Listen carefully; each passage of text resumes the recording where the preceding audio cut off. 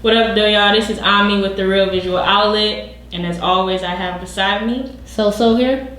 And today we have a special guest on the show. Breeze, aka Breeze did it. Breeze did it.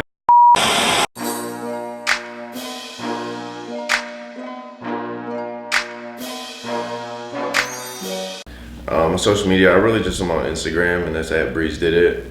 All one word, and I'm from Detroit, Michigan. Okay. Tell us what it was like growing up in Detroit. I mean, like the normal thing, struggling.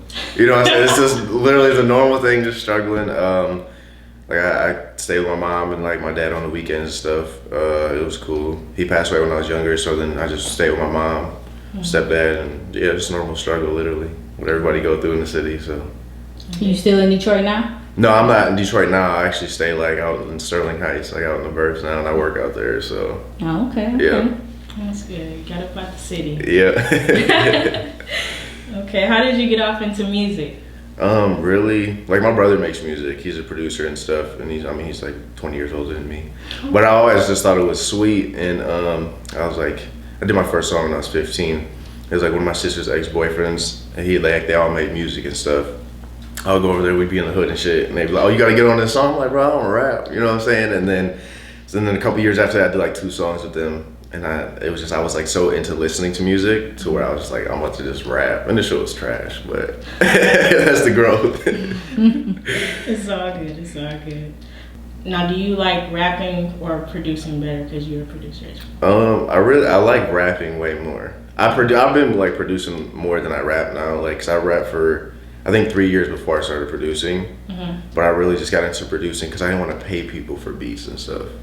So, but I mean, yeah, really rapping, but I like the creativity of being able to produce however I want something to sound.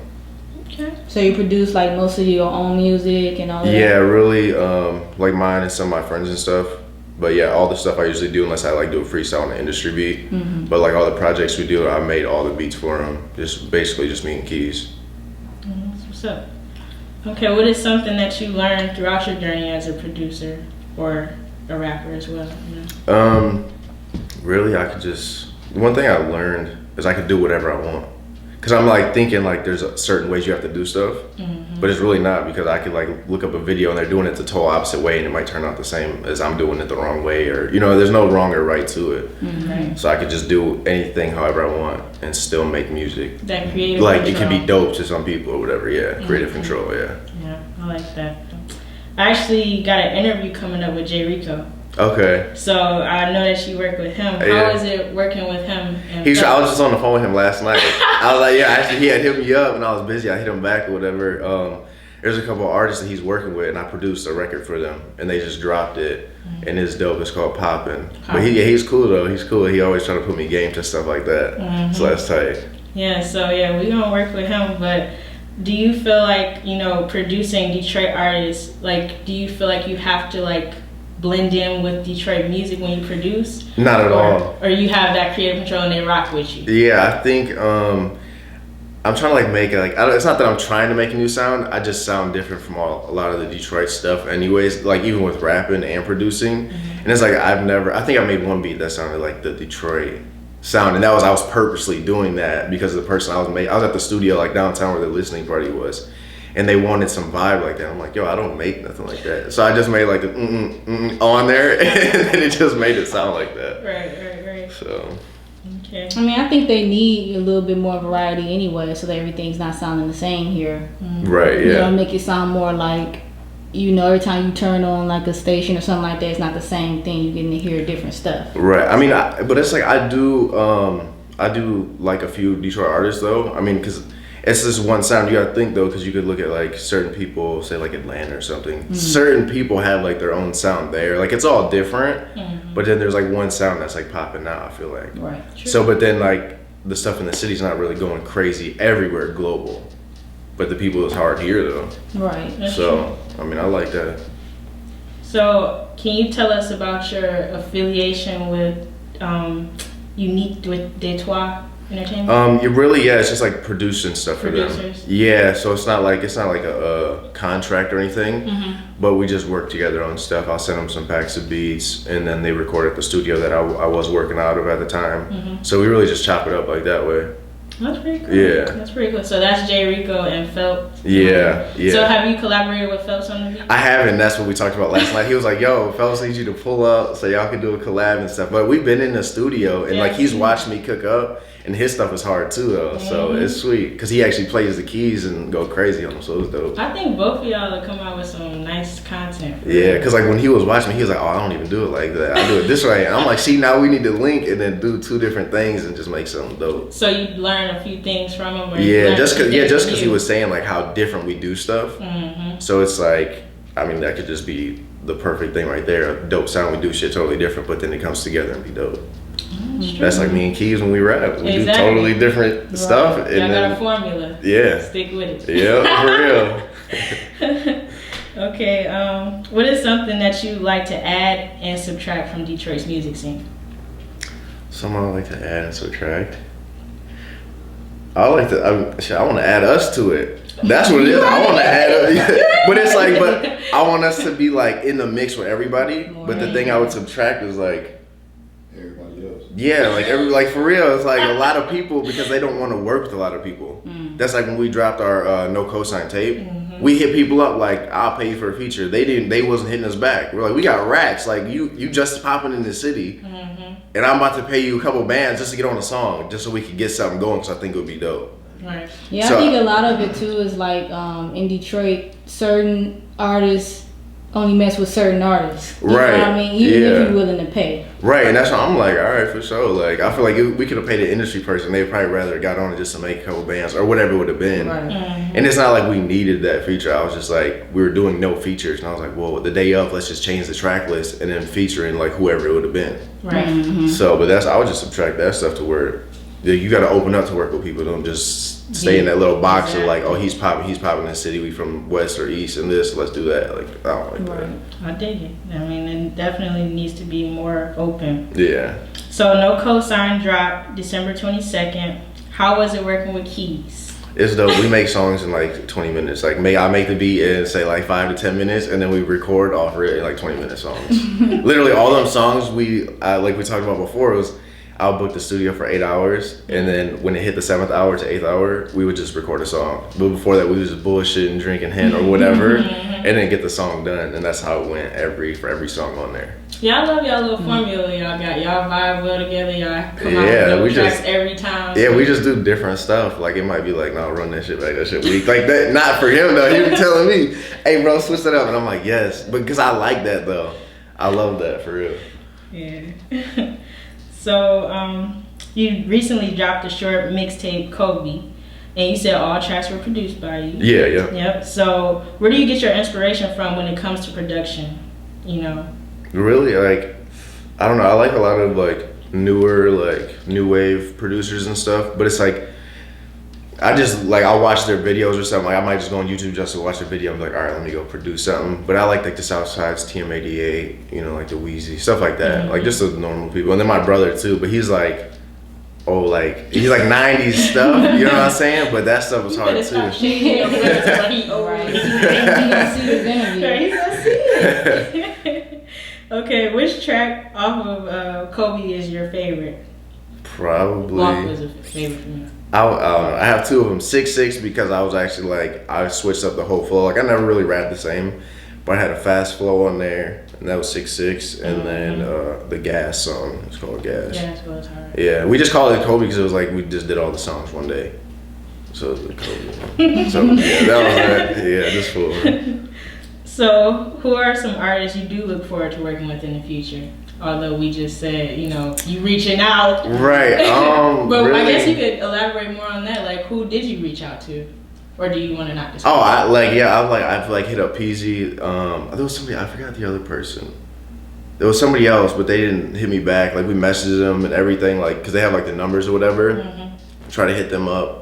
And then Money Man, I don't know if you guys know Money Man from Atlanta. We tried to get with him, but I mean, I wasn't tripping about that. I'm not tripping about none of it. But we didn't get him either. I was like, damn. But that's one of my favorite artists right there. I was just telling somebody today, like, yeah, that's my favorite artist. Money Man and PZ. I like yeah, PZ hard though. PZ like he was slapping. Yeah. PZ, you need to fuck with them, man. Yeah. I mean, they might have just not seen the message though at the same time. But true. I was like, look, we got this money. You know what you gotta do though? Like their management. Yeah. Reach out. We had hit their manage too. And we get nothing back. Yeah, I don't know. That's so, crazy. I ain't tripping though. It'll happen though if it's meant to be. Right, because like you said, because I know I reached out to like some bigger artists, and it took them like maybe a few weeks to even reach back out to me because it may get lost in their spam. Right, or whatever because they already working too. You know what I mean? Yeah, but then also it's still those artists out there who really ain't trying to work. Right. Real, so. Yeah, they probably just ain't see it though, for real. That's true. So you never know. Like in a couple of weeks, it may hit you back. Like you ready for that feature? Right. So just make sure you ain't spend that money though. I know, right? I'm like, oh. Okay. Yeah, so we see you guys have a concert at Blue, on March 8th. Is this your first performance? No, this will be like my fourth performance. But usually we just go, like our boys might book something, or really just people we was cool with that made music or whatever, they make music. And but we had to do what they wanted to do. You know what I'm saying? Like it'd be like them kind of like headlining it or something, but it's like everybody just to kind of network. And we was like, fuck all that. Let's just do our own shit to where we'll select artists and then we'll headline it. Right. So we just booked ourselves, like no promoter, nothing. We just booked ourselves. So. Okay, so what was your first performance like? I was nervous. I'm always nervous though. Low key, it was straight. I was probably awkward. I messed up for sure. People probably wasn't paying attention, so they didn't even tell. But that was 2017. I think it was like September. That I did a couple. It was 2 of them then, and then I just did one in this past year too. That was dope. Though I was like, I got really fucked up by mistake. I didn't mean, because I don't really drink. Like I don't smoke weed. I don't really drink. By having to be drinking, they did some group shots, but I mixed. And I couldn't even see straight. They was like, and then I came up on the stage. They was like, "What? I thought you was dead." And I took my glasses off because I was like, I don't want to see nobody. I'll be nervous, but it's cool though on the end result. So what do you feel like now that you're gonna be headlining? So you're not just gonna be like a feature in the show. You're. I think it's different because there'll be more people that like I know at the same time or that we know. So, and it's like people like I might be on FaceTime fooling and showing them a song. Or they already know me being goofy as hell anyways. You know what I'm saying? So I don't know. I think it's just gonna be way doper. Probably know more people that will be there too. Oh, that's what's up. So, what are some of your goals for music and production for the future? Really, my goal with music is like it's not. I feel like a lot of people just like they think money when it comes to rap, but it's like I think we have something like especially like me and Keys together, and not even just myself, but we have something dope that I think people if they could get an ear to it, they'll like it. So I really just want to like go up with that and just get in the industry somehow and make some money, I guess. But it's not just about the money. You know what I mean? Like. Well, I can tell because you guys been grinding, yeah, nonstop. I don't know. It's kind of like it is what it isn't because it's like I just want to make money off doing something I like doing, but it's like I'm still making music now and I'm not making no money off of it. And then with production, like I just want to do dope. Like I like collabing with producers, and so I want to like be able to my favorite producers. I want to be able to collab with them and do production stuff like that and get placements and stuff like that. Well, it's coming soon because you invest in a lot of time, a lot of energy, money. So it's definitely gonna come with it. You know what I'm saying? Definitely. So you just gotta wait it out. It's a process. Trust the process. Yeah, that's all it is. Yeah, trust the process. But what is some advice you tell a supporter of yours just starting out? Really, I mean, for me, just look, if you're trying to say you're trying to produce, just look up a bunch of videos, do a lot of research, because you can find easier ways. That's what I did. It was like a few weeks straight, like I wasn't even trying to produce. I just watched a bunch of videos like on YouTube, Google, stuff like that. And then I was like, oh, this is way easier because I'm over here trying to play the keys and do all this stuff, and you can just click stuff in on the grid and then make beats. So really just do research on the producing, if you're in Logic, FL, Ableton, whatever it is, and then just watch videos. Like try to do a month straight of every day when you get home from work or school or whatever, watch videos and you'll get the idea. So when you look at the computer screen, you already kind of have an idea, all right, let me try this. Right. So just do a lot of research. That's all it is, for real. Y'all heard it here first. Do a lot of research from. There you go. Okay, so one more thing. So how did you get in the dirt bike? And I seen that, I was like, oh, yeah, snap, I don't know. That's something. So when I was 7, my stepdad and my mom had got me a bike or whatever, and then I got into racing really heavy. So like I was doing a lot of competition traveling and stuff. And when I was younger, I was sponsored for that up until I was like 15 or 16. I kind of just got burned out of it. So you mean to tell me you could have went pro? Yeah. Yeah, it's crazy because all the people I used to race with are all like professional now. So me and my stepdad was just talking about this. I think it was yesterday. We was like, man, what the fuck? What are you doing? Because we always used to butt heads and stuff too. But like I still ride. Like I just got a new bike, so I'll still do a couple races here and there. There's money in that, so it's kind of dope. But so you the type that be, you know, all up in the air and just like all of that? Yeah, I do a lot of things. You ever broke something? You ever hurt yourself? Yeah, I broke both my collarbones. Oh, like, shit, Bree. Goddamn. Yeah. Oh. Yeah, so I mean, you crashed, and it's expensive to fix them things too. Yeah. For real. And to fix your collarbone. Yeah. For real. Okay, one fun fact about yourself. Fun fact about myself. What's one fun fact? Well, you know you got blonde hair. I got blonde hair. I bring the waves to like any beat though when I rap. Not on a cocky tip, but I might not be saying nothing, but you gonna feel the wave on it when I go through on it. For real. You might slip on the drip. Alright, man. You heard it here first. Breeze did it. You know, thank you for coming out rocking with the Real Visual Outlet. And we wish you much success. Stay tuned for his concert March 8th and let them know what to expect from us. But it's gonna be turned up for real. We planning to have it turned up. It's gonna be a lot of dope people there. Probably people you might have heard of, honestly, that's going crazy in the city. There's a couple of people. It's just be a fun ass night for real. Club Blue, March 8th, be there. You ain't with us, you in the way. Wait, we going up, I can't complain. Hey, they talking down, but that's okay. Okay, I'm only fucking with my gang. Yeah, gang. Gang. Yeah, I'm only fucking with my gang. Gang. Yeah, gang. Bitch, I'm only fucking with my. Lot of gang this, lot of gang that. Hey, wrist lit up, this ain't from rap.